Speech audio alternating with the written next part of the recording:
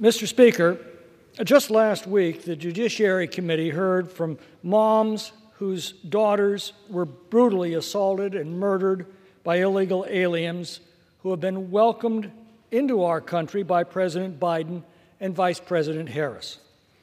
The statistics tell us how broad this threat has become, but the individual cases tell us how deep and painful it is.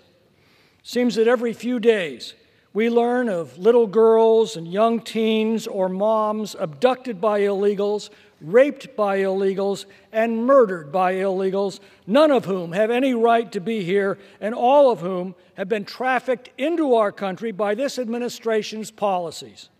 And these entirely preventable tragedies will continue as long as these policies continue. You know, the Democrats often talk about the war on women over abortion or employment policy, but it seems they couldn't care less about allowing into our country a flood of sexual offenders, domestic violence offenders, and child abusers, and allowing them to stay indefinitely free from any fear of deportation.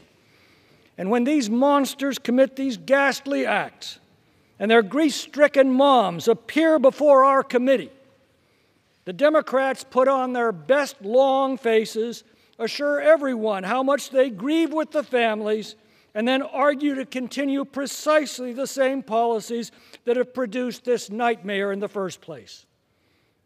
H.R. 7909, the Violence Against Women by Illegal Aliens Act, removes any loopholes in current law and requires that illegal aliens who commit sex offenses or domestic violence are not to be allowed into this country anymore and must be immediately removed from our country when they're found, period.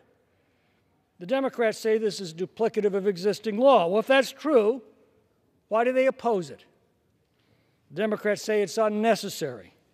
We'll tell that to the growing numbers of families who are paying the butcher's bill for these open border policies. I reserve the balance of my time.